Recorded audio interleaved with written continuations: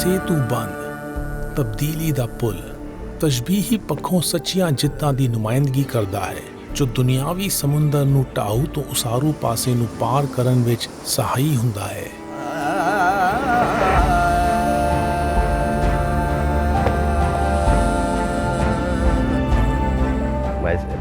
ਮੇਰੇ ਮਾਪੇ ਦੱਸਦੇ ਸਨ ਕਿ ਅਸੀਂ ਸਿੰਧੀਆਂ ਨੇ ਸਭ ਤੋਂ ਪਹਿਲਾਂ ਗੁਰੂ ਨਾਨਕ ਨੂੰ ਵਾਪਸ ਇਸ ਟਾਪੂ ਉੱਤੇ ਲਿਆਂਦਾ ਸੀ।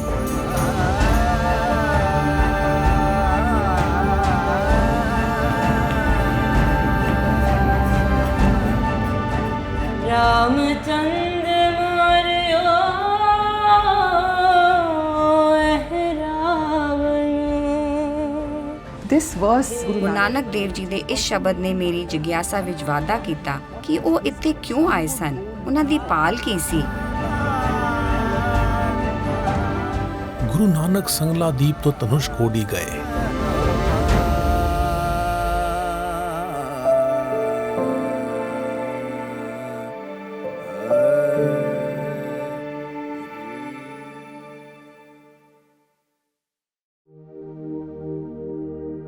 ਏਕ ਓੰਕਾਰ ਸਤਨਾਮ ਕਰਤਾ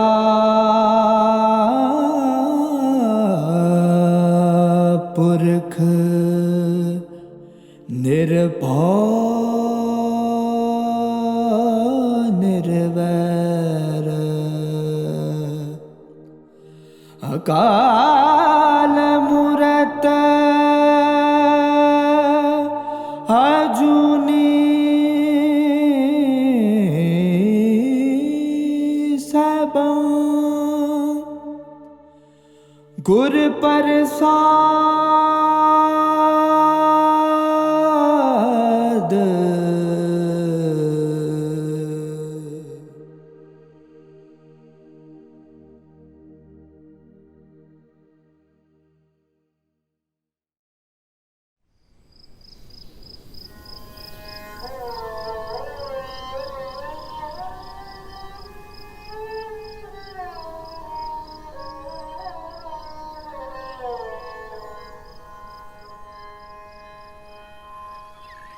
वेद नीवद वाल उसारी बस मंदिर की तेरी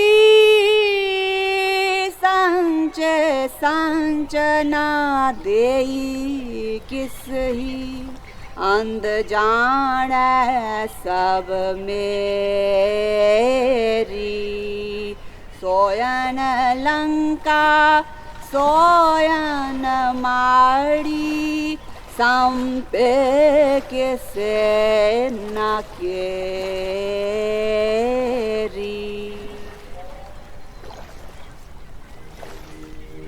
कुदरत ने वार वार हालात पैदा करके सानू समझाया है कि जीवन चलनहार है।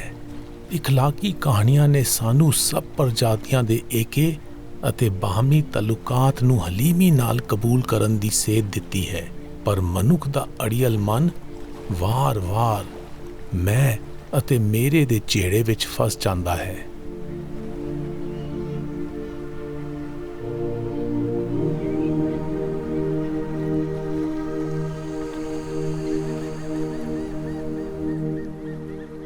ਗੁਰੂ ਨਾਨਕ ਅਤੇ ਭਾਈ ਮਰਦਾਨਾ ਨੇ ਨਾਗਾਪਟਿਨਮ ਤੋਂ ਸਮੁੰਦਰੀ ਜਹਾਜ਼ ਰਾਹੀਂ ਸ਼੍ਰੀਲੰਕਾ ਦੇ ਬੰਦਰਗਾਹ ਵਾਲੇ ਸ਼ਹਿਰ ਜਾਫਨਾ ਵਿੱਚ ਉਤਾਰਾ ਕੀਤਾ।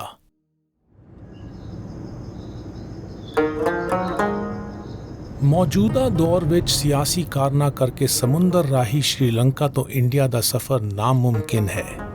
ਇਸ ਲਈ ਅਸੀਂ ਹਵਾਈ ਜਹਾਜ਼ ਰਾਹੀਂ ਇੰਡੀਆ ਤੋਂ ਸ਼੍ਰੀਲੰਕਾ ਗਏ ਅਤੇ ਜਾਫਨਾ ਤੋਂ ਗੁਰੂ ਨਾਨਕ ਦੇ ਪਦ ਚਿੰਨ੍ਹਾਂ ਉੱਤੇ ਆਪਣਾ ਸਫ਼ਰ ਅੱਗੇ ਤੋਰਿਆ।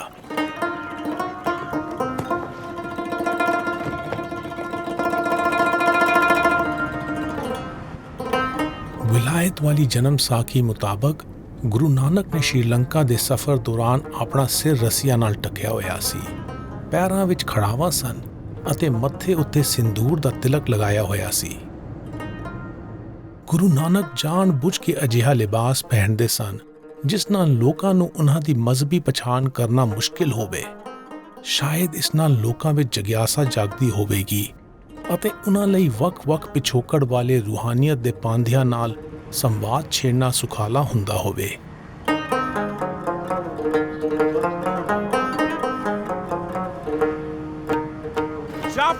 ਜਾਫਨਾ ਇਹ ਸ਼੍ਰੀਲੰਕਾ ਦਾ ਉਹ ਕਸਬਾ ਹੈ ਜਿੱਥੇ ਗੁਰੂ ਨਾਨਕ ਅਤੇ ਭਾਈ ਮਰਦਾਨਾ ਨੇ ਸਭ ਤੋਂ ਪਹਿਲਾ ਉਤਾਰਾ ਕੀਤਾ ਸੀ। ਇਸ ਕਸਬੇ ਨੂੰ ਉਸ ਵੇਲੇ ਜਾਪਾਪਟਨਮ ਕਹਿੰਦੇ ਸਨ। ਇਸੇ ਕਸਬੇ ਤੋਂ ਉਹਨਾਂ ਨੇ ਆਪਣਾ ਸਫ਼ਰ ਸ਼ੁਰੂ ਕੀਤਾ ਅਤੇ ਸ਼੍ਰੀਲੰਕਾ ਦੇ ਸਮੁੱਚੇ ਟਾਪੂ ਦੀ ਯਾਤਰਾ ਕੀਤੀ। ਭਾਈ ਮਨੀ ਸਿੰਘ ਦੀ ਜਨਮ ਸਾਖੀ ਮੁਤਾਬਕ ਉਹਨਾਂ ਨੇ ਸ਼੍ਰੀਲੰਕਾ ਵਿੱਚ 2 ਸਾਲ 5 ਮਹੀਨੇ ਦਾ ਸਮਾਂ ਗੁਜ਼ਾਰਿਆ।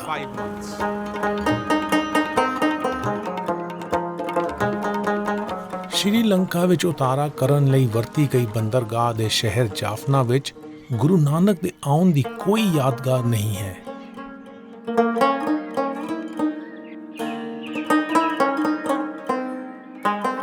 ਪੰਦਰਵੀਂ ਸਦੀ ਵਿੱਚ ਸ਼੍ਰੀਲੰਕਾ ਵਿੱਚ ਬੁੱਧ ਧਰਮ ਦਾ ਬੋਲਬਾਲਾ ਸੀ।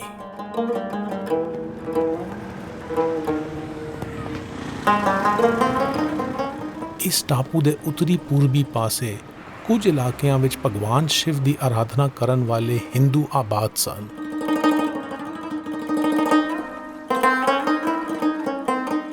ਗੁਰੂ ਨਾਨਕ ਅਤੇ ਭਾਈ ਮਰਦਾਨਾ ਨੇ ਜਾਫਨਾ ਤੋਂ ਸਮੁੰਦਰ ਦੇ ਕੰਢੇ-ਕੰਢੇ ਤ੍ਰਿੰਕੋਮਲੀ, ਬੈਟੀਕਲੋ ਅਤੇ ਕੁਰੂਕਲ ਮਡਮ ਦਾ ਸਫ਼ਰ ਕੀਤਾ। ਇਸ ਤੋਂ ਬਾਅਦ ਉਹ ਕਾਤਰਗਾਮਾ, ਨੁਆਰਾ ਏਲੀਆ, ਸੀਤਾਵਾਕਾ ਅਤੇ ਕੋਲੰਬੋ ਦੇ ਬਾਹਰਵਾਰ ਕੋਟੇ ਹੁੰਦੇ ਹੋਏ ਅਨੁਰਾਧਾਪੁਰਾ ਰਾਹੀਂ ਮੰਨਾਰ ਪਹੁੰਚੇ। ਉਹਨਾਂ ਨੇ ਪਹਿਲਾਂ ਜਾਫਨਾ ਤੋਂ ਤ੍ਰਿੰਕੋਮਲੀ ਦਾ ਸਫ਼ਰ ਕੀਤਾ।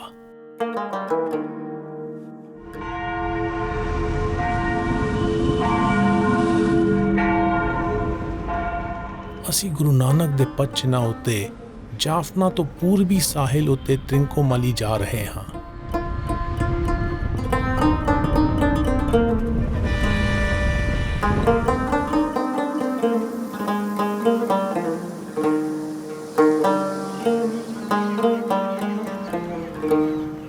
ਇਹ ਸਾਹਿਲੀ ਕਸਬਾ ਸ਼ਿਵ ਮਤ ਦੇ ਇਤਿਹਾਸਕ ਮੰਦਿਰ ਲਈ ਮਸ਼ਹੂਰ ਸੀ। ਇਹ ਗਵਾਹੀਆਂ ਮਿਲਦੀਆਂ ਹਨ ਕਿ ਉਹ ਮੰਦਿਰ 1622 ਵਿੱਚ ਪੁਰਤਗਾਲੀਆਂ ਨੇ ਢਾਹਿਆ ਸੀ। ਇਹ ਯਕੀਨ ਨਾਲ ਤਾਂ ਨਹੀਂ ਕਿਹਾ ਜਾ ਸਕਦਾ, ਪਰ ਇਹ ਹੋ ਸਕਦਾ ਹੈ ਕਿ ਇਸ ਕਸਬੇ ਵਿੱਚੋਂ ਗੁਜ਼ਰਦੇ ਹੋਏ ਗੁਰੂ ਨਾਨਕ ਇਸ ਸਥਾਨ ਉੱਤੇ ਆਏ ਹੋਣ। ਗੁਰੂ ਨਾਨਕ ਅਤੇ ਭਾਈ ਮਰਦਾਨਾ ਨੇ ਤ੍ਰਿੰਕੋਮਲੀ ਤੋਂ ਦੱਖਣ ਵਾਲੇ ਪਾਸੇ ਨੂੰ ਬੈਟੀਕਲੋ ਦਾ ਸਫ਼ਰ ਕੀਤਾ।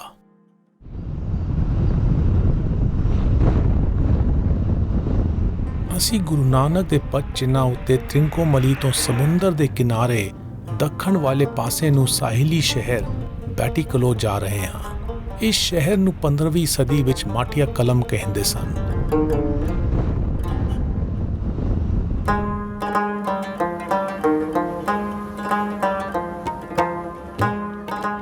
ਉਸ ਵੇਲੇ ਸ਼੍ਰੀਲੰਕਾ ਦੇ ਉੱਤਰੀ ਪੂਰਬੀ ਇਲਾਕੇ ਉੱਤੇ ਬੈਟੀਕਲੋ ਤੋਂ ਰਾਜਾ ਪਾਰਾ ਰਾਜ ਸ਼ੇਖਰਨ ਰਾਜ ਕਰਦਾ ਸੀ। ਜਨਮ ਸਾਖੀ ਸਾਹਿਤ ਵਿੱਚ ਰਾਜੇ ਦਾ ਨਾਮ ਸ਼ਿਵ ਨਾਭ ਵਜੋਂ ਦਰਜ ਹੈ, ਜਿਸ ਤੋਂ ਇਸ਼ਾਰਾ ਮਿਲਦਾ ਹੈ ਕਿ ਉਹ ਭਗਵਾਨ ਸ਼ਿਵ ਦੇ ਭਗਤ ਸਨ। ਮਨਸੁਖ ਨਾਮ ਦਾ ਸੌਦਾਗਰ ਆਪਣੀ ਸੌਦਾਗਰੀ ਦੇ ਸਿਲਸਿਲੇ ਵਿੱਚ ਲਾਹੌਰ ਤੋਂ ਸ਼੍ਰੀਲੰਕਾ ਆਉਂਦਾ ਜਾਂਦਾ ਰਹਿੰਦਾ ਸੀ। ਇਸ ਟਾਪੂ ਉੱਤੇ ਆਪਣੇ ਕਿਆਮ ਦੌਰਾਨ ਹੀ ਉਸਨੇ ਰਾਜਾ ਸ਼ਿਵਨਾਭ ਕੋਲ ਗੁਰੂ ਨਾਨਕ ਅਤੇ ਉਹਨਾਂ ਦੇ ਫਲਸਫੇ ਦਾ ਜ਼ਿਕਰ ਕੀਤਾ ਸੀ। ਵਿਲਾਇਤ ਵਾਲੀ ਜਨਮ ਸਾਖੀ ਅਤੇ ਭਾਈ ਮਨੀ ਸਿੰਘ ਵਾਲੀ ਜਨਮ ਸਾਖੀ ਵਿੱਚ ਜ਼ਿਕਰ ਆਉਂਦਾ ਹੈ ਕਿ ਗੁਰੂ ਨਾਨਕ ਦੀ ਭਰੋਸੇਯੋਗਤਾ ਦਾ ਇਮਤਿਹਾਨ ਲੈਣ ਲਈ ਰਾਜਾ ਸ਼ਿਵਨਾਭ ਨੇ ਗੁਰੂ ਨਾਨਕ ਨੂੰ ਭਰਮਾਉਣ ਲਈ ਲੁਭਾਉਣੀਆਂ ਮੁਟਿਆਰਾਂ ਭੇਜੀਆਂ। ਜਦੋਂ ਉਹਨਾਂ ਮੁਟਿਆਰਾਂ ਦਾ ਗੁਰੂ ਨਾਨਕ ਉੱਤੇ ਕੋਈ ਅਸਰ ਨਾ ਹੋਇਆ ਤਾਂ ਰਾਜਾ ਸ਼ਿਵਨਾਭ ਨੂੰ ਯਕੀਨ ਹੋ ਗਿਆ ਕਿ ਮਨਸੁਖ ਦੇ ਦੱਸੇ ਮੁਤਾਬਕ ਮਹਿਬੂਬ ਸੰਤ ਇਹੋ ਹਨ। ਉਸ ਤੋਂ ਬਾਅਦ ਪੂਰੇ ਸਤਿਕਾਰ ਨਾਲ ਰਾਜਾ ਆਪ ਗੁਰੂ ਨਾਨਕ ਦੇ ਸਵਾਗਤ ਲਈ ਹਾਜ਼ਰ ਹੋਇਆ।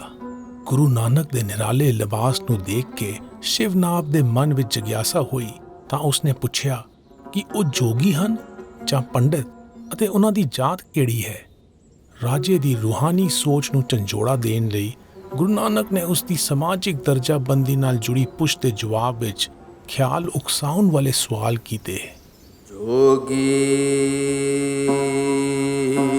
ਜੁਗਤ ਨਾਮ ਨਿਰਮਾਇਲ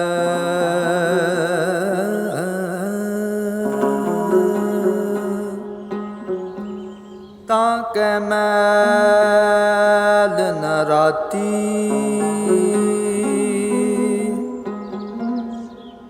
ਪ੍ਰੀਤਮ ਨਾਥ ਸਦਾ ਸਚ ਸੰਗੇ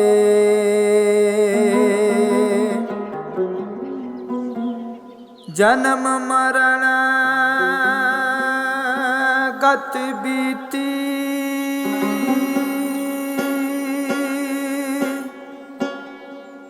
गोसाई तेरा कहा नाम कैसे जाती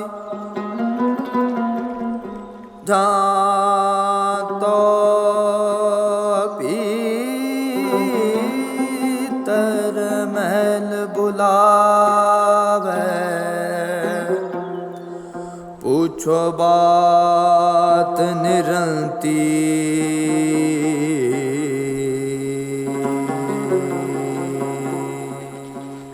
ਕਿਸੇ ਦਾ ਦੁਨਿਆਵੀ ਰੁਤਬਾ ਉਸ ਦੇ ਮਿਜ਼ਾਜ ਦਾ ਮਿਆਰ ਨਹੀਂ ਹੋ ਸਕਦਾ। ਗੁਰੂ ਨਾਨਕ ਨੇ ਸਵਾਲ ਕੀਤਾ ਕਿ ਜ਼ਾਹਰਾ ਰੂਪ ਨਾਲ ਸਿਰਜਣਹਾਰ ਅਤੇ ਉਸ ਦੀ ਸਿਰਜਣਾ ਦੀ ਦਰਜਾਬੰਦੀ ਕਿਵੇਂ ਹੋ ਸਕਦੀ ਹੈ, ਕਿਉਂਕਿ ਇਹ ਦੋਵੇਂ ਤਾਂ ਇੱਕੋ ਸਿੱਕੇ ਦੇ ਦੋ ਪਾਸੇ ਹਨ। ਪਛਾਣ ਦੀ ਬੁਨਿਆਦ ਉੱਤੇ ਬਣੀ ਸਮਝ ਅਜਿਹੇ ਝੁਕਾਅ ਪੈਦਾ ਕਰ ਸਕਦੀ ਹੈ ਜੋ ਸਮਾਜਿਕ ਇਤਫਾਕ ਨੂੰ ਕਮਜ਼ੋਰ ਕਰ ਸਕਦੇ ਹਨ। ਗੁਰੂ ਨਾਨਕ ਨੇ ਸੁਝਾਇਆ ਕਿ ਮਨੁੱਖ ਨੂੰ ਮਤਭੇਦ ਦੀ ਥਾਂ ਏਕੋ ਦਾ ਧਿਆਨ ਧਰਨਾ ਚਾਹੀਦਾ ਹੈ। ਰਾਜਾ ਸ਼ਿਵਨਾਬ ਨਾਲ ਕੁਝ ਦਿਨ ਗੁਜ਼ਾਰਨ ਤੋਂ ਬਾਅਦ ਗੁਰੂ ਨਾਨਕ ਅਤੇ ਭਾਈ ਮਰਦਾਨਾ ਨੇ ਦੱਖਣ ਵਾਲੇ ਪਾਸੇ ਨੂੰ ਕੁਰੂਕਲ ਮੱਡਮ ਪਿੰਡ ਦਾ ਸਫ਼ਰ ਕੀਤਾ। ਅਸੀਂ ਗੁਰੂ ਨਾਨਕ ਦੇ ਪਦ ਚਿੰਨ੍ਹਾਂ ਉੱਤੇ ਕੁਰੂਕਲ ਮੱਡਮ ਪਿੰਡ ਜਾ ਰਹੇ ਹਾਂ।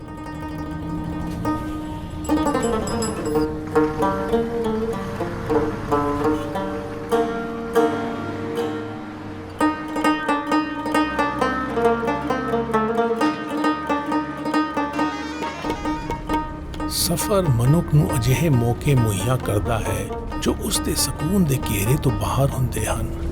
ਹਰ ਸਫ਼ਰ ਮਨੁੱਖ ਨੂੰ ਨਿਰਾਲੇ ਤਜਰਬਿਆਂ ਦੇ ਸਨਮੁਖ ਕਰਦਾ ਹੈ, ਜਿਸ ਰਾਹੀਂ ਸੋਚਾਂ ਦੀ ਨਵੀਂ ਵਿਉਂਤ ਵਿੱਚ ਜੁੜਨ ਦੀ ਗੁੰਜਾਇਸ਼ ਬਣਦੀ ਹੈ ਅਤੇ ਮਨੁੱਖ ਦੀ ਤਰੱਕੀ ਦੇ ਬੂਹੇ ਖੁੱਲ੍ਹਦੇ ਹਨ। ਇਹਨਾਂ ਮੌਕਿਆਂ ਦਾ ਲਾਹਾ ਲੈਣ ਲਈ ਇਹਨਾਂ ਸਬਕਾਂ ਨੂੰ ਪੱਲੇ ਬਣਨਾ ਜ਼ਰੂਰੀ ਹੈ, ਤਾਂ ਜੋ ਇੱਕ ਤਾਂ ਇਹਨਾਂ ਦੇ ਹਵਾਲੇ ਨਾਲ ਆਤਮ ਪਰਚੋਲ ਕੀਤੀ ਜਾ ਸਕੇ ਅਤੇ ਦੂਜੇ ਪਾਸੇ ਹੋਰਾਂ ਦੇ ਲਾਹੇ ਲਈ ਇਹਨਾਂ ਨੂੰ ਸਾਂਝੇ ਕੀਤਾ ਜਾ ਸਕੇ। ਜਿਵੇਂ ਗੁਰੂ ਨਾਨਕ ਨੇ ਕਿਹਾ, ਜੇ ਗੁਣ ਹੋਵਨ ਸਾਜਨਾ ਮਿਲ ਸਾਜ ਕਰੀਜੇ।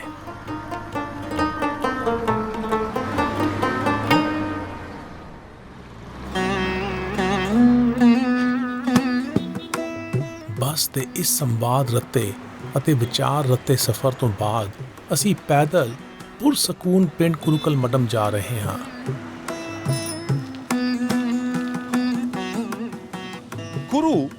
ਗੁਰੂ ਦਾ ਮਾਇਨਾ ਗੁਰੂ ਹੈ, ਕਲ ਦਾ ਮਤਲਬ ਸਤਕਾਰ ਅਤੇ ਮਾਡਮ ਦਾ ਅਰਥ ਸੰਗਤ ਹੈ। ਇਹ ਮੰਨਿਆ ਜਾਂਦਾ ਹੈ ਕਿ ਬੈਟੀ ਕਲੋਂ ਤੋਂ ਗੁਰੂ ਨਾਨਕ ਇਸ ਪਿੰਡ ਆਏ ਸਨ ਅਤੇ ਕੁਝ ਦਿਨ ਕਿਆਮ ਕੀਤਾ ਸੀ। ਅਸੀਂ ਇਸ ਪਿੰਡ ਦੇ ਵਾਸੀ ਕੁਨੇਸਵਰਨ ਦੇ ਘਰ ਹਾਂ।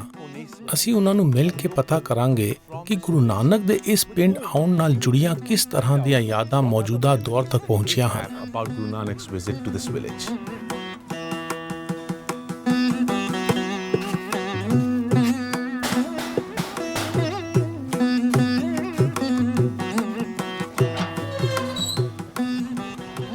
ਜੀ ਆਇਆਂ ਨੂੰ। ਕੁਨੇਸਵਰਨ ਜੀ, ਤੁਸੀਂ ਕਿਵੇਂ ਹੋ? ਮੈਂ ਠੀਕ ਹਾਂ। ਤੁਹਾਨੂੰ ਮਿਲ ਕੇ ਖੁਸ਼ੀ ਹੋਈ। ਸ਼ੁਕਰੀਆ। ਆਓ ਜੀ।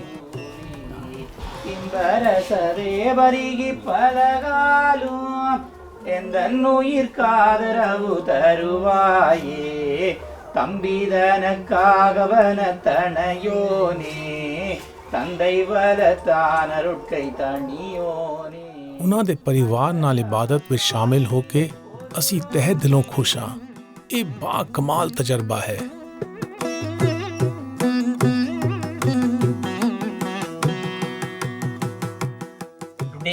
ਪੋਂਗਲ ਫੈਸਟੀਵਲ। ਅੱਜ ਪੋਂਗਲ ਦਾ ਤਿਉਹਾਰ ਹੈ।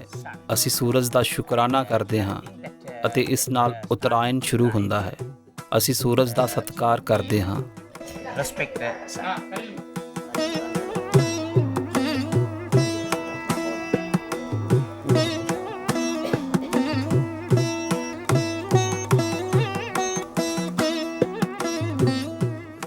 ਇਬਾਦਤ ਤੋਂ ਬਾਅਦ ਇਸ ਪਰਿਵਾਰ ਨੇ ਤਿਉਹਾਰ ਮਨਾਉਣ ਲਈ ਸਾਨੂੰ ਦਾਵਤ ਦਿੱਤੀ ਹੈ।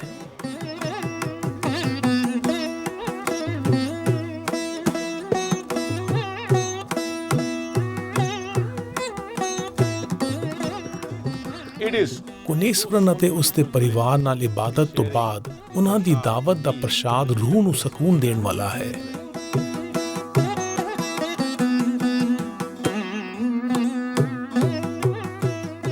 ਮੈਟਰਨਲ ਗ੍ਰੈਂਡਫਾਦਰ ਟੋਲਡ ਮੇਰੇ ਨਾਨਾ ਜੀ ਨੇ ਦੱਸਿਆ ਸੀ ਕਿ ਗੁਰੂ ਨਾਨਕ ਦੇਵ ਜੀ ਇੱਥੇ ਆਏ ਸਨ ਅਤੇ ਉਹਨਾਂ ਨੇ ਕਾਤਰਗਾਮਮ ਜਾਣ ਤੋਂ ਪਹਿਲਾਂ ਇੱਥੇ 2 ਮਹੀਨੇ ਕਿਆਮ ਕੀਤਾ ਸੀ। ਤਾਮਿਲਨਾਡੂ ਅਤੇ ਇੰਡੀਆ ਦੇ ਲੋਕ ਕਾਤਰਗਾਮਮ ਵਿੱਚ ਇਬਾਦਤ ਕਰਨ ਜਾਣ ਵੇਲੇ ਇਸੇ ਰਾਹ ਤੋਂ ਜਾਂਦੇ ਸਨ। To worship.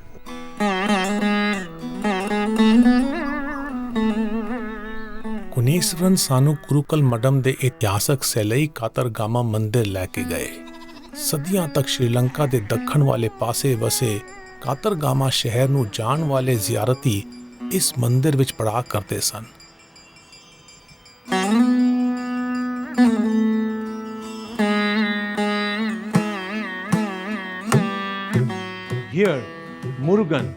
ਇੱਥੇ ਮੁਰੂਗਨ ਭਗਵਾਨ ਸ਼ਿਵ ਦੇ ਪੁੱਤਰ ਦੀ ਪੂਜਾ ਹੁੰਦੀ ਹੈ। ਜਦੋਂ ਗੁਰੂ ਨਾਨਕ ਨੇ ਕੁਰੂਕਲ ਮਡਮ ਵਿੱਚ ਕਿਆਮ ਕੀਤਾ ਤਾਂ ਇਸ ਇਲਾਕੇ ਵਿੱਚ ਸ਼ਿਵ ਮਤ ਦਾ ਪਸਾਰਾ ਸੀ। ਇਸ ਇਲਾਕੇ ਦੇ ਰਾਜਾ ਸ਼ਿਵਨਾਭ ਨੇ ਗੁਰੂ ਨਾਨਕ ਦਾ ਸਵਾਗਤ ਕੀਤਾ। ਸ਼ਿਵਨਾਭ ਆਪ ਭਗਵਾਨ ਸ਼ਿਵ ਅਤੇ ਭਗਵਾਨ ਮੁਰੂਗਨ ਦੇ ਉਪਾਸਕ ਸਨ। Welcome Guru Nanak at this place. ਅਸੀਂ ਹੁਣ ਇੱਕ ਸਥਾਨ ਉੱਤੇ ਜਾ ਰਹੇ ਹਾਂ ਜਿੱਥੇ ਪੁਰਾਤਤਵ ਅਵਸ਼ੇਸ਼ ਮਿਲਦੇ ਹਨ। Close to the Sellai Katargamam temple. ਸੈਲਈ ਕਾਤਰਗਾਮਮ ਮੰਦਿਰ ਦੇ ਲਾਗੇ ਹੁਣ ਵੀ 500 ਤੋਂ 700 ਸਾਲ ਪੁਰਾਣੇ ਪੱਥਰ ਮਿਲਦੇ ਹਨ। 5 to 700 years. ਪਿੰਡ ਵਾਸੀ ਮੰਨਦੇ ਹਨ ਕਿ ਇਸ ਤਰ੍ਹਾਂ ਦੇ ਪੱਥਰ ਪੂਰੇ ਇਲਾਕੇ ਵਿੱਚ ਖਿੰਡੇ ਪਏ ਹਨ ਅਤੇ ਇਹਨਾਂ ਦਾ ਖਸੂਸੀ ਇਸਤੇਮਾਲ ਹੁੰਦਾ ਸੀ। ਉਹ ਕਹਿੰਦੇ ਹਨ ਕਿ ਇਸ ਪੱਥਰ ਦਾ ਇਸਤੇਮਾਲ ਜ਼ਿਆਰਤੀਆਂ ਦੇ ਤੰਬੂ ਵਾਸਤੇ ਖੰਭਾ ਲਗਾਉਣ ਲਈ ਹੁੰਦਾ ਸੀ। ਇਹਨਾਂ ਨਿਸ਼ਾਨੀਆਂ ਦੇ ਸਬੂਤ ਹੋਣ ਦੀ ਗੁੰਜਾਇਸ਼ ਨੂੰ ਵੇਖਦੇ ਹੋਏ ਇਹ ਅੰਦਾਜ਼ਾ ਲਗਾਇਆ ਜਾ ਸਕਦਾ ਹੈ ਕਿ ਸ਼ਾਇਦ ਗੁਰੂ ਨਾਨਕ ਅਤੇ ਭਾਈ ਮਰਦਾਨਾ ਇੱਥੇ ਆਏ ਹੋਣ ਅਤੇ ਉਹਨਾਂ ਨੇ ਜ਼ਿਆਰਤੀਆਂ ਅਤੇ ਰੂਹਾਨੀਅਤ ਦੇ ਆਰਜ਼ੂਮੰਦਾਂ ਨਾਲ ਗੋਸ਼ਟ ਕਰਨ ਲਈ ਕਿਆਮ ਕੀਤਾ ਹੋਵੇ। ਅਸੀਂ ਹੁਣ ਸੈਲਈ ਕਾਤਰਗਾਮਮ ਦੇ ਲਾਗੇ ਉਸ ਸਥਾਨ ਉੱਤੇ ਜਾ ਰਹੇ ਹਾਂ ਜਿੱਥੇ ਗੁਰਦੁਆਰੇ ਦੀ ਉਸਾਰੀ ਕੀਤੀ ਜਾ ਰਹੀ ਹੈ।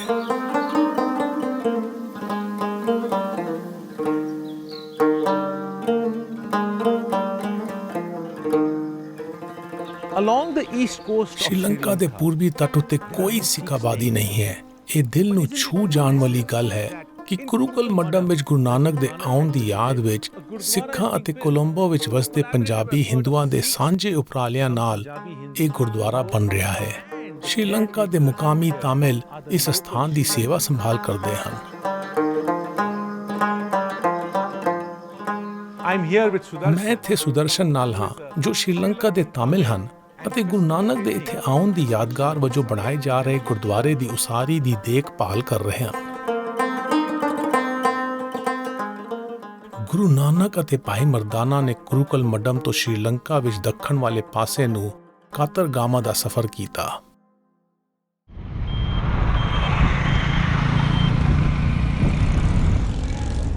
ਅਸੀਂ ਗੁਰੂ ਨਾਨਕ ਦੇ ਪਦ ਚਿੰਨ੍ਹਾਂ ਉੱਤੇ ਕਾਤਰਗਾਮਾ ਜਾ ਰਹੇ ਹਾਂ ਜੋ ਮੈਨਿਕ ਗੰਗਾ ਨਦੀ ਦੇ ਕਿਨਾਰੇ ਆਬਾਦ ਹੈ।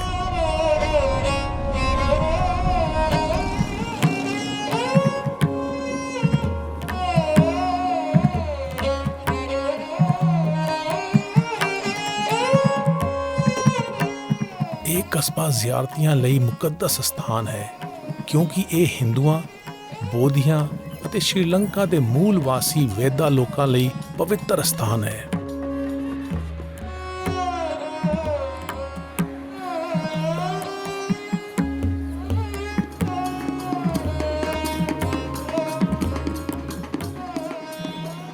ਕਾਤਰਗਾਮਾ ਮੰਦਿਰ ਇਬਾਦਤ ਦਾ ਸਾਂਝਾ ਸਥਾਨ ਹੈ। ਹਿੰਦੂ ਇਸ ਮੰਦਿਰ ਦੇ ਦੇਵਤਾ ਨੂੰ ਭਗਵਾਨ ਸ਼ਿਵ ਦੇ ਪੁੱਤਰ ਸੁਬਰਾਮਨਿਆ ਵਜੋਂ ਪੂਜਦੇ ਹਨ।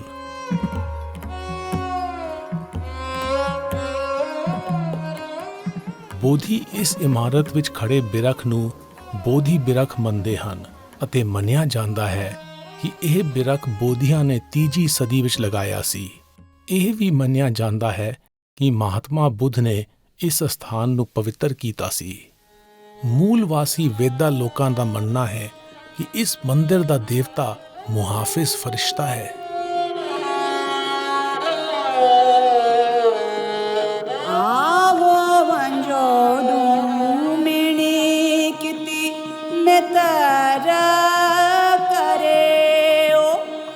सातन टोई नाल है वाड़ी क्यों तेरियो।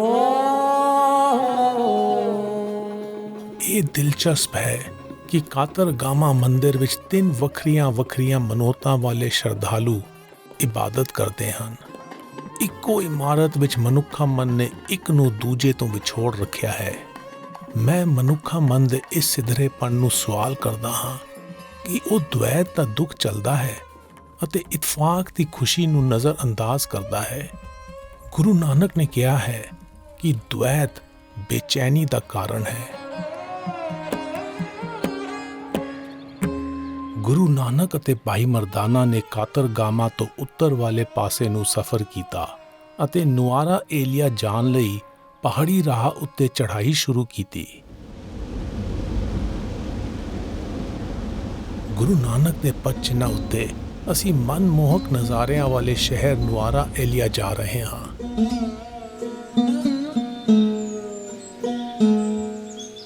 ਨੁਆਰਾ ਏਲੀਆ ਦਾ ਮਾਇਨਾ ਹੈ ਰੋਸ਼ਨੀ ਦਾ ਸ਼ਹਿਰ। ਇਹ ਸ਼ਹਿਰ ਰਾਮਾਇਣ ਨਾਲ ਜੁੜਿਆ ਹੋਇਆ ਹੈ। ਇਸ ਸ਼ਹਿਰ ਵਿੱਚ ਅਸੀਂ ਇਤਿਹਾਸਿਕ ਸੀਤਾ ਅਮਨ ਮੰਦਿਰ ਜਾ ਰਹੇ ਹਾਂ।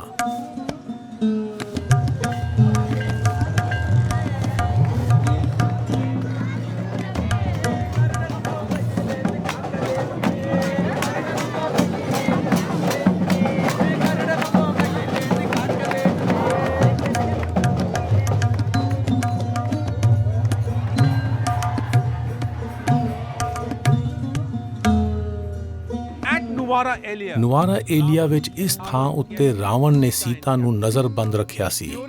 ਸ਼੍ਰੀਲੰਕਾ ਦੀ ਯਾਤਰਾ ਦੌਰਾਨ ਗੁਰੂ ਨਾਨਕ ਇਸ ਸਥਾਨ ਉੱਤੇ ਵੀ ਆਏ ਸਨ। ਉਹਨਾਂ ਨੇ ਆਪਣੇ ਸ਼ਬਦ ਰਾਹੀਂ ਡੂੰਘਾ ਸੁਨੇਹਾ ਦਿੱਤਾ ਸੀ।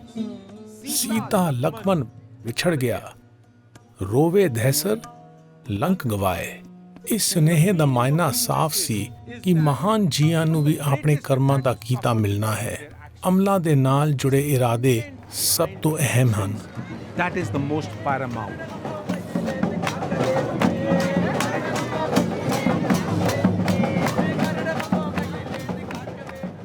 ਰਾਮਾਇਣ ਦੀ ਕਹਾਣੀ ਇਹ ਹੈ ਕਿ ਰਾਜਾ ਰਾਮਚੰਦਰ ਦਾ ਪੁਰਜੋਸ਼ ਭਗਤ ਬਾਂਦਰ ਦੇਵਤਾ ਹਨੂਮਾਨ ਸੀਤਾ ਦੀ ਭਾਲ ਵਿੱਚ ਇਹਨਾਂ ਕੁਦਰਤੀ ਨਜ਼ਾਰਿਆਂ ਵਿੱਚ ਪਹੁੰਚ ਗਿਆ, ਜਿਸ ਨੂੰ ਅਸ਼ੋਕ ਵਾਟਿਕਾ ਕਿਹਾ ਜਾਂਦਾ ਸੀ। ਉਸਨੇ ਅਸ਼ੋਕ ਦੇ ਇੱਕ ਦਰਖਤ ਤੋਂ ਹੇਠਾਂ ਛਲਾਂਗ ਮਾਰੀ, ਜਿਸ ਦੇ ਹੇਠਾਂ ਸੀਤਾ ਨੂੰ ਬੰਦੀ ਬਣਾਇਆ ਗਿਆ ਸੀ। ਲੋਕਾਂ ਦਾ ਮੰਨਣਾ ਹੈ ਕਿ ਇਸ ਸਥਾਨ ਦੇ ਪੱਥਰਾਂ ਉੱਤੇ ਬਣੇ ਨਿਸ਼ਾਨ ਹਨੂਮਾਨ ਦੇ ਪੈਰਾਂ ਦੀਆਂ ਨਿਸ਼ਾਨੀਆਂ ਹਨ।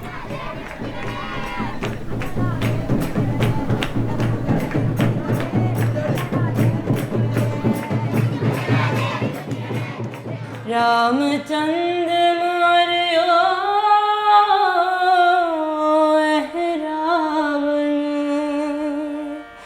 भेद बभिक्न गुरुमुख परचायण, गुरुमुख साही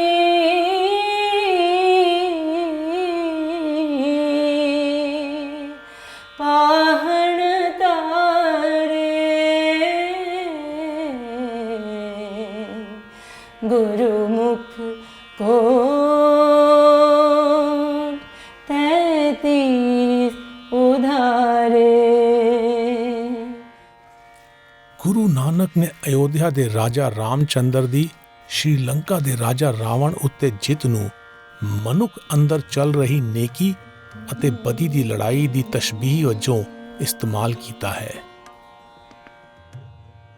I found some ਮੈਨੂੰ ਗੁਰੂ ਨਾਨਕ ਦੇ ਸ਼੍ਰੀਲੰਕਾ ਬਾਰੇ ਸ਼ਬਦ ਮਿਲੇ। ਮੈਨੂੰ ਨਹੀਂ ਪਤਾ ਸੀ ਕਿ ਉਹ ਕਦੇ ਸ਼੍ਰੀਲੰਕਾ ਆਏ ਸਨ। ਮੈਂ ਗੁਰੂ ਨਾਨਕ ਦੇ ਸ਼ਬਦ ਨੂੰ ਸਿਹਾਲਾ ਲੋਕ ਧੁਨ ਵਿੱਚ ਗਾਇਆ ਹੈ। tune into this Guru Nanak verse.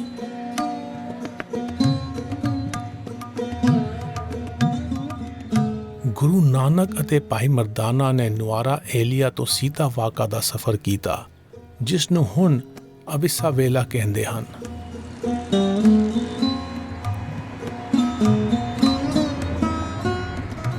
Guru Nanak ਦੇ ਪਦ ਚਿੰਨ੍ਹਾਂ ਉੱਤੇ ਅਸੀਂ ਨੁਆਰਾ ਏਲੀਆ ਤੋਂ ਅਬਿਸਾ ਵੇਲਾ ਜਾ ਰਹੇ ਹਾਂ।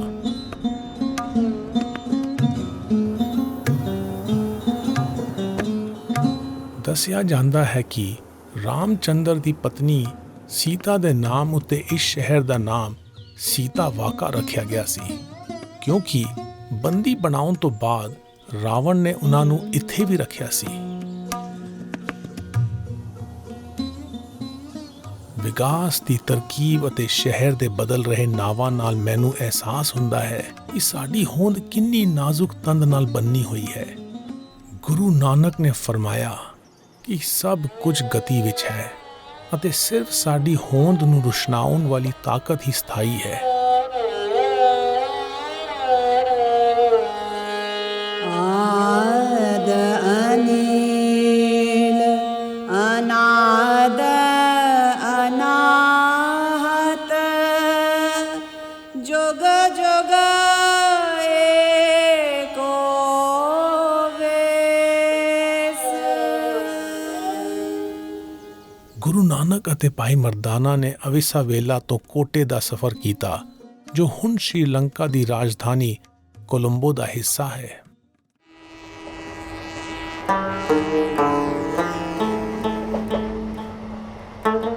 ਗੁਰੂ ਨਾਨਕ ਦੇ ਪਦ ਚਿੰਨ੍ਹਾਂ ਉੱਤੇ ਅਸੀਂ ਰੇਲ ਗੱਡੀ ਰਾਹੀਂ ਕੋਲੰਬੋ ਜਾ ਰਹੇ ਹਾਂ।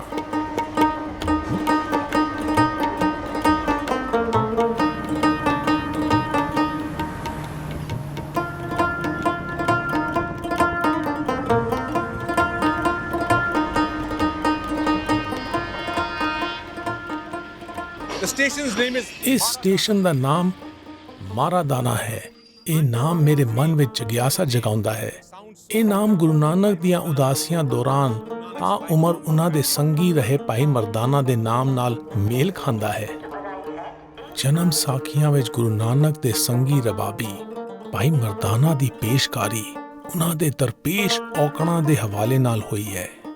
ਹਰ ਔਕੜ ਉਹਨਾਂ ਦੇ ਰਾਹ ਵਿੱਚ ਆਉਂਦੀ ਹੈ ਅਤੇ ਅੰਤ ਨੂੰ ਉਹ ਔਕੜ ਸਰ ਕਰ ਲੈਂਦੇ ਹਨ। ਆਪਣੀ ਨਿਮਾਣੀ ਜਿਹੀ ਸਮਝ ਵਿੱਚ ਮੈਨੂੰ ਮਰਦਾਨਾ ਦੇ ਸੰਘਰਸ਼ ਮਨੁੱਖਾ ਹੋਂਦ ਨੂੰ ਦਰਪੇਸ਼ ਦੁਨਿਆਵੀ ਚੁਣੌਤੀਆਂ ਦਾ ਤਸ਼ਬੀਹੀ ਰੂਪ ਜਾਪਦੇ ਹਨ।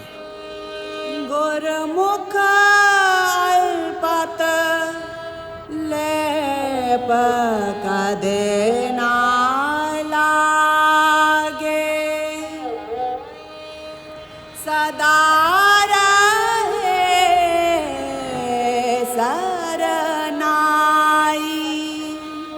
ਮਨ ਮੁਖ ਮੁਗਦ ਆਗੇ ਜੇਤੇ ਨਾਈ ਦੁਖ ਲਾਗੇ ਪਛਤਾਈ।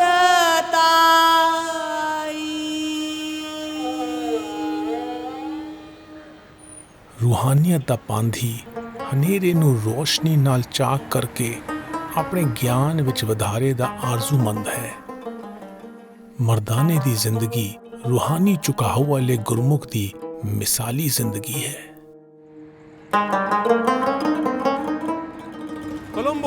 ਕੋਲੰਬੋ ਹੁਣ ਸ਼੍ਰੀਲੰਕਾ ਦੀ ਰਾਜਧਾਨੀ ਹੈ, ਜਿੱਥੇ ਸਿੰਹਾਲੀ, ਈਸਾਈ ਅਤੇ ਬੋਧੀ ਲੋਕ ਰਹਿੰਦੇ ਹਨ।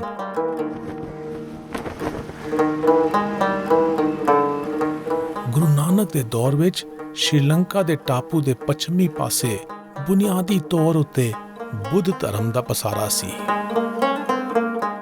ਗੁਰੂ ਸਾਹਿਬ ਇੱਥੇ ਕੋਟੇ ਦੇ 9ਵੇਂ ਰਾਜਾ ਧਰਮ ਪਾਰਾਕ੍ਰਮਾ ਬਾਹੂ ਦੇ ਦੌਰ ਵਿੱਚ ਆਏ ਸਨ ਅਤੇ ਉਹਨਾਂ ਦੇ ਆਪਸੀ ਸੰਵਾਦ ਦੀਆਂ ਗਵਾਹੀਆਂ ਮਿਲਦੀਆਂ ਹਨ। ਮੇਰੇ ਖਿਆਲ ਵਿੱਚ ਉਹ ਰਹਿਸਮੇ ਸ਼ਖਸੀਅਤ ਸਨ। ਉਹ ਆਪਣੇ ਦੌਰ ਦੀ ਸਭ ਤੋਂ ਵੱਧ ਘੁੰਮੀ ਫਿਰੀ ਮੁਅੱਜ਼ਜ਼ ਮਜ਼ਹਬੀ ਸ਼ਖਸੀਅਤ ਸਨ।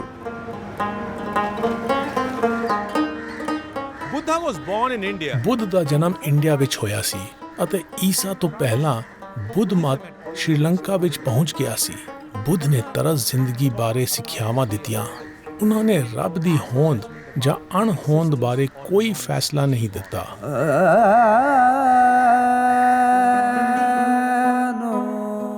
ਜਦੋਂ ਸ਼੍ਰੀਲੰਕਾ ਦੇ ਸੰਘ ਰਾਜਾ ਮੁੱਖ ਬੋਧ ਭਿਕਸ਼ੂ ਨੇ ਗੁਰੂ ਨਾਨਕ ਦੇ ਜਾਤ, ਕਰਮਕਾਂਡ ਅਤੇ ਬੁੱਤ ਪ੍ਰਸਤੀ ਬਾਰੇ ਵਿਚਾਰਾਂ ਨੂੰ ਸੁਣਿਆ ਤਾਂ ਉਹਨਾਂ ਨੇ ਸੰਘ ਵਿੱਚ ਆਉਣ ਦਾ ਸੱਦਾ ਦਿੱਤਾ। ਬੋਧ ਭਿਕਸ਼ੂਆਂ ਨਾਲ ਗੋਸ਼ਟ ਵਿੱਚ ਗੁਰੂ ਨਾਨਕ ਨੇ ਰੂਹਾਨੀਅਤ ਬਾਰੇ ਆਪਣੇ ਬੁਨਿਆਦੀ ਵਿਚਾਰ ਪੇਸ਼ ਕੀਤੇ। ਜਿਨ ਸੇਵਿਆ ਤਿਨ ਪਾਇਆ ਮਾਨ, ਜਿਨ ਸੇਵਿਆ ਤਿਨ ਪਾਇਆ ਮਾਨ।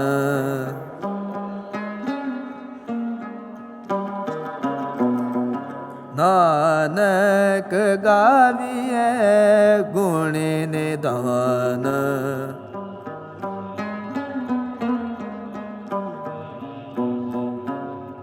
ਗਾਵੀਐ ਸੁਣੀਐ ਮਨ ਰਖੀਐ ਭਾਉ।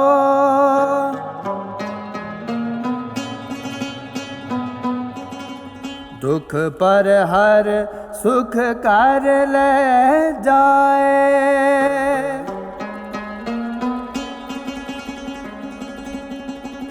ਗੁਰਮੁਖ ਨਾਦੰ ਗੁਰਮੁਖ ਵੇਦੰ,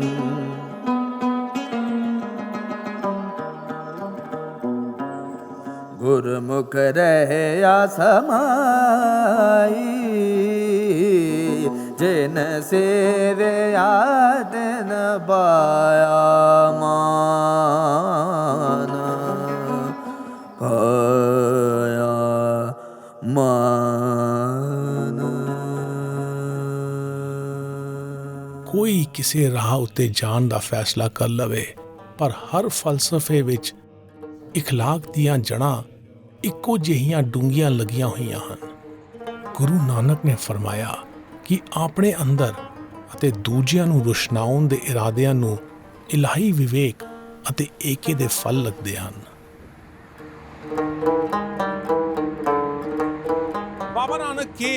ਬਾਬਾ ਨਾਨਕ ਸ਼੍ਰੀਲੰਕਾ ਆਏ ਸਨ ਅਤੇ ਉਹਨਾਂ ਤੋਂ ਸਦੀਆਂ ਬਾਅਦ ਇਸ ਟਾਪੂ ਉੱਤੇ ਗੁਰੂ ਨਾਨਕ ਦੇ ਨਾਮ ਲੇਵਾ ਦਿਸਣ ਲੱਗੇ।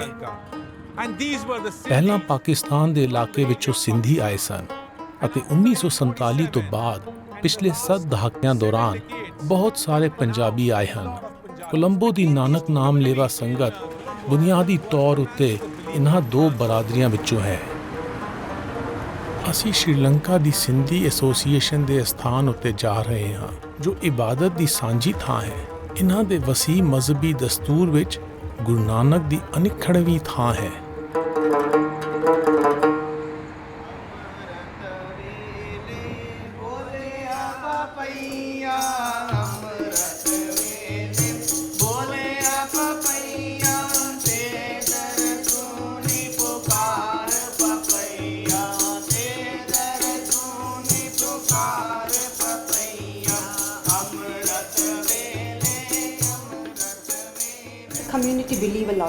ਸਿੰਧੀ ਬਰਾਦਰੀ ਦਾ ਗੁਰੂ ਨਾਨਕ ਵਿੱਚ ਬਹੁਤ ਯਕੀਨ ਹੈ।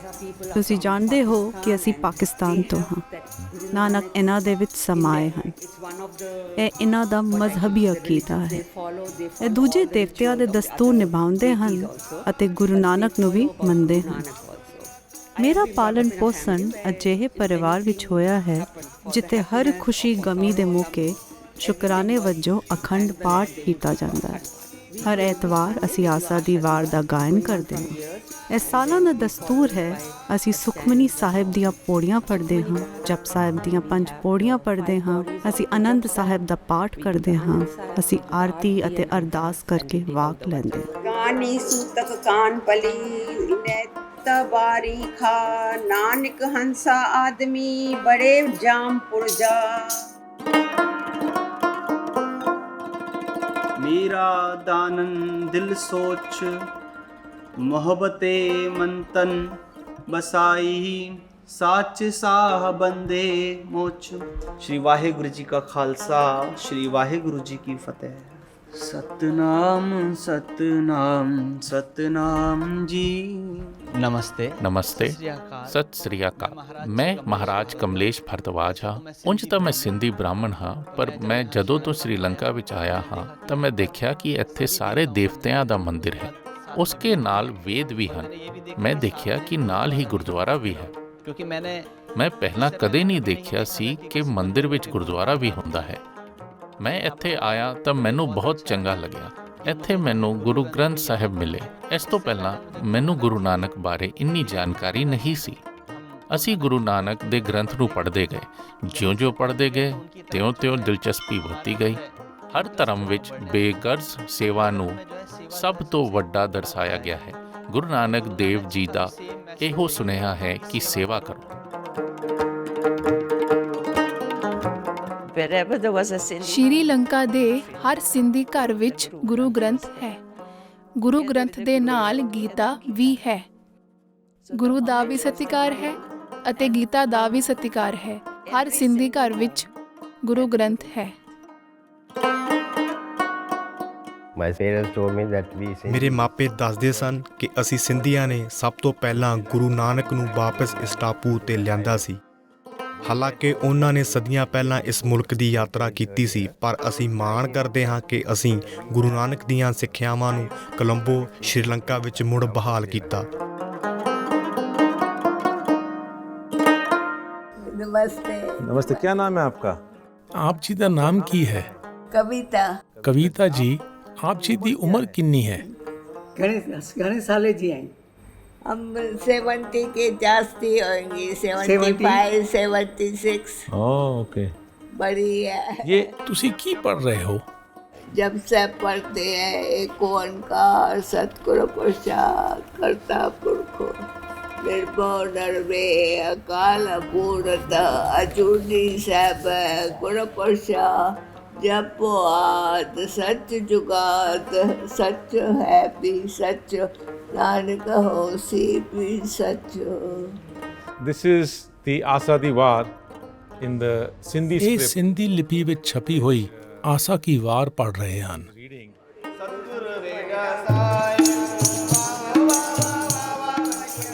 ਸਿੰਧੀ ਮੰਦਰ ਵਿੱਚੋਂ ਰੁਖਸਤ ਹੁੰਦੇ ਸਮੇਂ ਮੇਰਾ ਮਨ ਇਹ ਦੇਖ ਕੇ ਪ੍ਰਸੰਨ ਹੈ ਕਿ ਇਹ ਬਰਾਦਰੀ ਗੁਰੂ ਨਾਨਕ ਨਾਲ ਆਪਣਾ ਤਾਲੁਕ ਕਾਇਮ ਰੱਖਣ ਲਈ ਸੰਜੀਦਾ ਉਪਰਾਲੇ ਕਰ ਰਹੀ ਹੈ।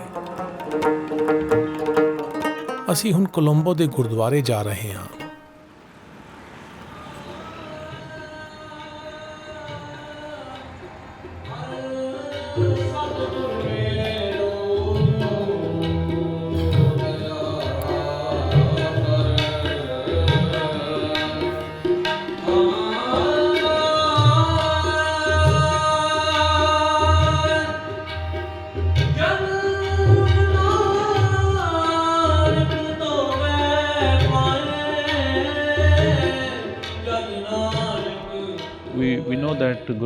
ਅਸੀਂ ਜਾਣਦੇ ਹਾਂ ਕਿ ਗੁਰੂ ਨਾਨਕ ਦੇਵ ਜੀ ਸ਼੍ਰੀਲੰਕਾ ਆਏ ਸਨ, ਪਰ ਇਸ ਬਿਰਤਾਂਤ ਤੋਂ ਇਲਾਵਾ ਉਹਨਾਂ ਦੀਆਂ ਉਦਾਸੀਆਂ ਨਾਲ ਜੁੜੀ ਕੋਈ ਨਿਸ਼ਾਨੀ ਨਹੀਂ ਹੈ। ਅਸੀਂ ਉਹਨਾਂ ਬਾਰੇ ਸ਼੍ਰੀਲੰਕਾ ਵਿੱਚ ਜ਼ਿਆਦਾ ਨਹੀਂ ਜਾਣਦੇ। ਸ਼ਾਇਦ ਉਸ ਤਰ੍ਹਾਂ ਇੱਥੇ ਸੇਵਾ ਸੰਭਾਲ ਲਈ ਸੰਗਤ ਨਹੀਂ ਸੀ ਜਿਵੇਂ ਕਿ ਇੰਡੀਆ ਅਤੇ ਪਾਕਿਸਤਾਨ ਵਿੱਚ ਸੇਵਾ ਸੰਭਾਲ ਲਈ ਸੰਗਤ ਸੀ।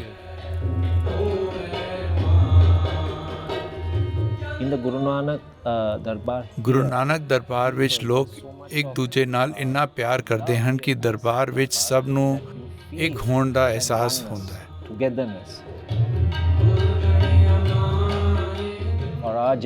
ਸਾਡੀ ਪੀੜ੍ਹੀ ਨੂੰ ਗੁਰੂ ਨਾਨਕ ਬਾਰੇ ਜ਼ਿਆਦਾ ਨਹੀਂ ਪਤਾ। ਸਾਡੇ ਲਈ ਇਹ ਅਹਿਸਾਸ ਬਹੁਤ ਨਿਰਾਲਾ ਹੈ। ਇਹ ਸਾਨੂੰ ਜੋੜਦਾ ਹੈ ਅਤੇ ਯਕੀਨ ਵਿੱਚ ਬੰਨ੍ਹਦਾ ਹੈ।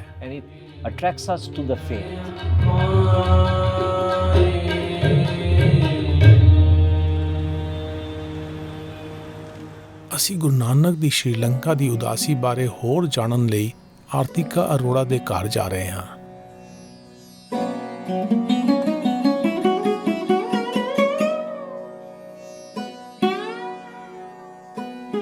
moved to Sri Lanka in the year 2000. ਮੈਂ ਸ਼੍ਰੀਲੰਕਾ ਵਿੱਚ ਸੰਨ 2000 ਵਿੱਚ ਆਈ। ਮੇਰੀ ਜਗਿਆਸਾ ਸੀ ਕਿ ਗੁਰੂ ਨਾਨਕ ਦੀਆਂ ਸ਼੍ਰੀਲੰਕਾ ਦੀਆਂ ਉਦਾਸੀਆਂ ਦੀਆਂ ਮਾਦੀ ਨਿਸ਼ਾਨੀਆਂ ਦੀ ਭਾਲ ਕੀਤੀ ਜਾਵੇ। ਇਹੋ ਮੇਰੀ ਭਾਲ ਸੀ। ਇਸੇ ਦੌਰਾਨ ਮੇਰੇ ਸਾਹਮਣੇ ਗੁਰੂ ਗ੍ਰੰਥ ਸਾਹਿਬ ਦਾ ਇਹ ਸ਼ਬਦ ਆਇਆ, ਰਾਮ ਚੂਰੇ ਦਲ ਮੇਲ ਵੈ ਅੰਤਰ ਬਲ ਅਧਿਕਾਰ ਬੰਤਰ ਕੀ ਸੈਨਾ ਸੇਵੀਐ ਮਨ ਤਨ ਜੂਝ ਅਪਾਰ। ਇੱਥੇ ਰਾਮ ਦੇ ਸ਼੍ਰੀਲੰਕਾ ਵਿੱਚ ਆਉਣ ਦਾ ਹਵਾਲਾ ਹੈ। ਗੁਰੂ ਨਾਨਕ ਦੇਵ ਜੀ ਦੇ ਇਸ ਸ਼ਬਦ ਨੇ ਮੇਰੀ ਜਗਿਆਸਾ ਵਿੱਚ ਵਾਧਾ ਕੀਤਾ ਕਿ ਉਹ ਇੱਥੇ ਕਿਉਂ ਆਏ ਸਨ, ਉਹਨਾਂ ਦੀ ਭਾਲ ਕੀ ਸੀ। ਉਹ ਘੋਸ਼ ਕਰਨ ਲਈ ਲੋਕਾਂ ਕੋਲ ਜਾਂਦੇ ਸਨ, ਉਹਨਾਂ ਨਾਲ ਵਿਚਾਰ ਕਰਨ ਜਾਂਦੇ ਸਨ। ਉਹ ਲੋਕਾਂ ਦੇ ਅਕੀਦਿਆਂ ਨੂੰ ਸਮਝਣ ਅਤੇ ਆਪਣਿਆਂ ਨੂੰ ਸਾਂਝਾ ਕਰਨ ਲਈ ਸਫ਼ਰਜ਼ਦਾ ਸਨ। ਸ਼ਾਇਦ ਉਹਨਾਂ ਦੀ ਇਹੋ ਤਾਂਘ ਉਹਨਾਂ ਨੂੰ ਸ਼੍ਰੀਲੰਕਾ ਲੈ ਕੇ ਆਈ ਸੀ। ਉਹ ਇੱਥੇ ਸਾਡੇ ਵਿੱਚ ਵਸੇ ਹਨ, ਸਾਡੇ ਦਿਲਾਂ ਵਿੱਚ ਅਤੇ ਆਪਣੀ ਸਿੱਖਿਆਵਾਂ ਵਿੱਚ ਵਸੇ ਹਨ। ਉਹਨਾਂ ਨੇ ਹਰ ਥਾਂ ਵਹਿਦਤ, ਏਕੇ ਅਤੇ ਹਮਦਿਲੀ ਦਾ ਪ੍ਰਚਾਰ ਕੀਤਾ। ਮਨੁੱਖ ਇੱਕ ਦੂਜੇ ਨਾਲ ਚੰਗਾ ਵਰਤਾਓ ਕਰੇ। ਗੁਰੂ ਨਾਨਕ ਅਤੇ ਭਾਈ ਮਰਦਾਨਾ ਨੇ ਕੋਲੰਬੋ ਦੇ ਬਾਹਰਵਾਰ ਵਸੇ ਕੋਟੇ ਤੋਂ ਉੱਤਰ ਵਾਲੇ ਪਾਸੇ ਨੂੰ ਅਨੁਰਾਧਾਪੁਰਾ ਦਾ ਸਫ਼ਰ ਕੀਤਾ। ਗੁਰੂ ਨਾਨਕ ਦੇ ਪਦ ਚਿੰਨ੍ਹਾਂ ਉੱਤੇ ਅਸੀਂ ਅਨੁਰਾਧਾਪੁਰਾ ਜਾ ਰਹੇ ਹਾਂ, ਜੋ ਸ਼੍ਰੀਲੰਕਾ ਦੇ ਪੁਰਾਤਨ ਸ਼ਹਿਰਾਂ ਵਿੱਚ ਸ਼ਾਮਿਲ ਹੈ।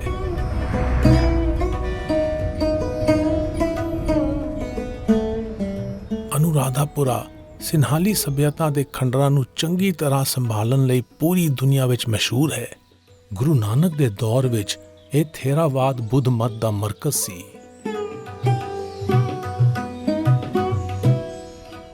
ਅਨੁਰਾਧਾਪੁਰਾ ਵਿੱਚ ਜਾਣ ਦਾ ਸਾਡਾ ਮਕਸਦ ਇੱਥੇ ਪੁਰਾਤਤਵ ਅਜਾਇਬ ਘਰ ਵਿੱਚ ਜਾਣਾ ਹੈ, ਜਿੱਥੇ ਅਸੀਂ ਰਾਜਾ ਧਰਮਪਰਾਕਰਮਾ ਬਾਹੂ 9ਵੇਂ ਦੇ ਸਮੇਂ ਦੀ ਪੱਥਰ ਦੀ ਸਿਲ ਦੇਖਣਾ ਚਾਹੁੰਦੇ ਹਾਂ।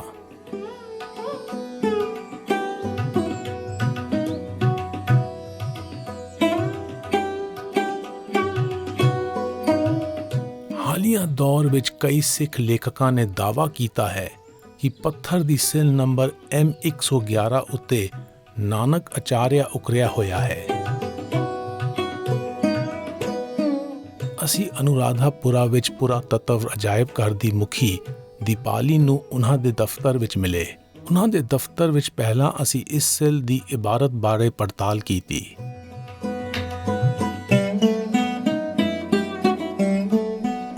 ਦੀਪਾਲੀ ਹੁਣ ਸਾਨੂੰ ਸਿਲ ਨੰਬਰ M111 ਦਿਖਾਉਣ ਲਿਜਾ ਰਹੇ ਹਨ।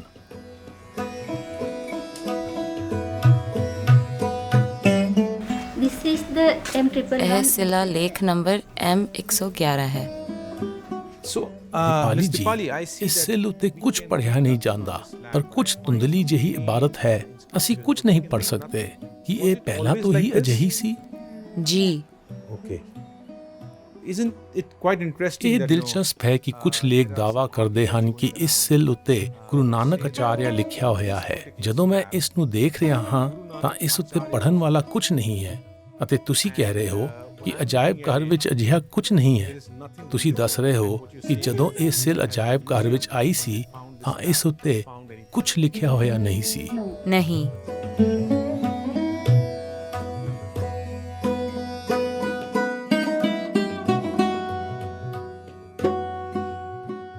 ਗੁਰੂ ਨਾਨਕ ਅਤੇ ਭਾਈ ਮਰਦਾਨਾ ਨੇ ਅਨੁਰਾਧਾਪੁਰਾ ਤੋਂ ਬੰਦਰਗਾਹ ਵਾਲੇ ਸ਼ਹਿਰ ਮਨਾਰ ਦਾ ਸਫ਼ਰ ਕੀਤਾ।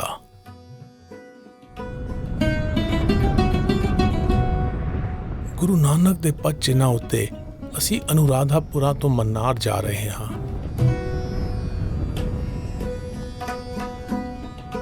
ਅਨੁਰਾਧਾਪੁਰਾ ਤੋਂ ਮਨਾਰ ਟਾਪੂ ਤੱਕ ਦਾ ਸਮੁੱਚਾ ਇਲਾਕਾ ਸੁੱਕਾ ਅਤੇ ਬੰਜਰ ਜਜ਼ੀਰਾ ਹੈ।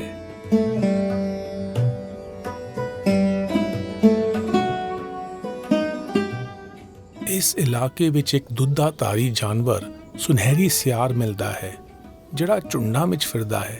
ਇਹ ਹੁਸ਼ਿਆਰ, ਮੱਕਾਰ ਅਤੇ ਸਿਰੜੀ ਜਾਨਵਰ ਹੈ। ਇਸ ਨਾਖੁਸ਼ਗਵਾਰ ਇਲਾਕੇ ਦੇ ਸਫ਼ਰ ਦੌਰਾਨ ਗੁਰੂ ਨਾਨਕ ਅਤੇ ਭਾਈ ਮਰਦਾਨਾ ਨੂੰ ਖਾਣ ਪੀਣ ਲਈ ਕੁਝ ਨਹੀਂ ਮਿਲਿਆ। ਉਹਨਾਂ ਦੀ ਨਜ਼ਰ ਸਿਆਰ ਦੇ ਝੁੰਡ ਉੱਤੇ ਪਈ, ਜੋ ਇੱਕ ਪਾਸੇ ਨੂੰ ਜਾ ਰਹੇ ਸਨ। ਗੁਰੂ ਨਾਨਕ ਅਤੇ ਭਾਈ ਮਰਦਾਨਾ ਨੇ ਅੰਦਾਜ਼ਾ ਲਗਾਇਆ ਕਿ ਸਿਆਰ ਆਪਣੀ ਪਿਆਸ ਬੁਝਾਉਣ ਲਈ ਜਾ ਰਹੇ ਹਨ। ਉਹ ਉਹਨਾਂ ਦੇ ਪਿੱਛੇ ਪਿੱਛੇ ਇੱਕ ਤਲਾਅ ਉੱਤੇ ਪਹੁੰਚ ਗਏ।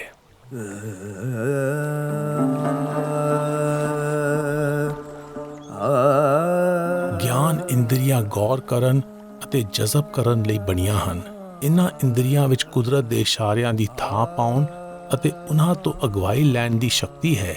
ਇਸ ਸਮਰੱਥਾ ਨੂੰ ਕਾਰਗਰ ਬਣਾਉਣ ਲਈ ਹਰ ਹਾਲਾਤ ਨਾਲ ਸਿੱਝਣ ਅਤੇ ਉਸ ਵਿੱਚੋਂ ਸਿੱਖਣ ਵਾਲੀ ਸੋਚ ਜ਼ਿਹਨ ਵਿੱਚ ਵਸਾਉਣੀ ਪੈਂਦੀ ਹੈ।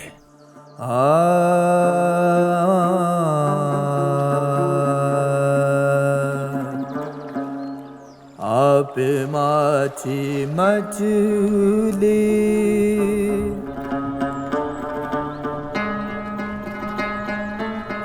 ਆਪੇ ਪਾਣੀ ਜਾਲ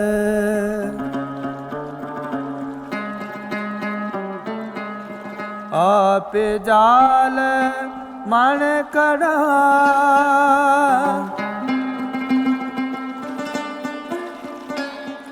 ਆਪੇ ਅੰਦਰ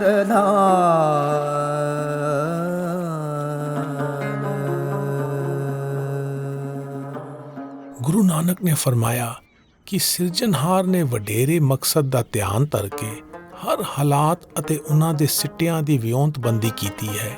ਕਈ ਵਾਰ ਮਨੁੱਖਾ ਮਨ ਤੋਂ ਇਸ ਦੀ ਥਾਂ ਨਹੀਂ ਪੈਂਦੀ। ਮਨਾਰ ਜ਼ਿਲ੍ਹੇ ਵਿੱਚ ਅਸੀਂ ਤਲਾਈ ਮਨਾਰ ਜਾ ਰਹੇ ਹਾਂ, ਜੋ ਸੇਤੂ ਬੰਦ ਟਾਪੂਆਂ ਦਾ ਇਲਾਕਾ ਹੈ।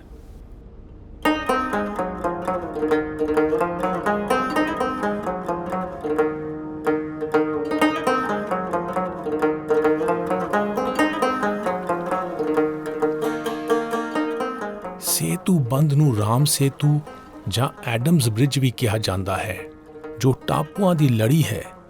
ਇਹ ਟਾਪੂਆਂ ਦੀ ਲੜੀ ਸ਼੍ਰੀਲੰਕਾ ਦੇ ਮੰਨਾਰ ਜ਼ਿਲ੍ਹੇ ਅਤੇ ਇੰਡੀਆ ਦੇ ਰਾਮੇਸ਼ਵਰਮ ਜ਼ਿਲ੍ਹੇ ਦੇ ਧਨੁਸ਼ਕੋਡੀ ਵਿਚਕਾਰ ਪੈਂਦੀ ਹੈ। ਸੇਤੂ ਬੰਦ ਟਾਪੂਆਂ ਤੋਂ ਬਣਿਆ ਤਕਰੀਬਨ 48 ਕਿਲੋਮੀਟਰ ਲੰਬਾ ਪੁਲ ਹੈ। ਸੇਤੂ ਬੰਦ ਦਾ ਜ਼ਿਕਰ ਮਹਾਕਾਵ ਰਾਮਾਇਣ ਵਿੱਚ ਵੀ ਆਉਂਦਾ ਹੈ, ਜਿਸ ਵਿੱਚ ਬਾਂਦਰਾਂ ਦਾ ਲਸ਼ਕਰ ਪੁਲ ਬਣਾਉਂਦਾ ਹੈ, ਜਿਸ ਤੋਂ ਲੰਘ ਕੇ ਰਾਮਚੰਦਰ ਆਪਣੀ ਪਤਨੀ ਸੀਤਾ ਨੂੰ ਬਚਾਉਣ ਲਈ ਸ਼੍ਰੀਲੰਕਾ ਪਹੁੰਚਦੇ ਹਨ। ਗੁਰੂ ਨਾਨਕ ਨੇ ਸੇਤੂ ਬੰਦ ਨਾਲ ਜੋੜ ਕੇ ਬਹੁਤ ਡੂੰਘਾ ਫਲਸੂਫੀਆ ਸੁਨੇਹਾ ਦਿੱਤਾ ਹੈ। ਤਸ਼ਬੀਹੀ ਪੱਖੋਂ ਇਹ ਮਨੁੱਖਾ ਸੁਰਤ ਦੇ ਇਲਾਹੀ ਸੁਰਤ ਨਾਲ ਜੁੜਨ ਦੀ ਪੇਸ਼ਕਾਰੀ ਹੈ। ਇਹੋ ਜਿਹਾ ਪੁਲ ਜੋ ਨਾ ਪੱਖੀ ਸੋਚ ਨੂੰ ਉਸਾਰੂ ਸੋਚ ਵਿੱਚ ਤਬਦੀਲ ਕਰਨ ਵੇਲੇ ਸਹਾਈ ਹੁੰਦਾ ਹੈ।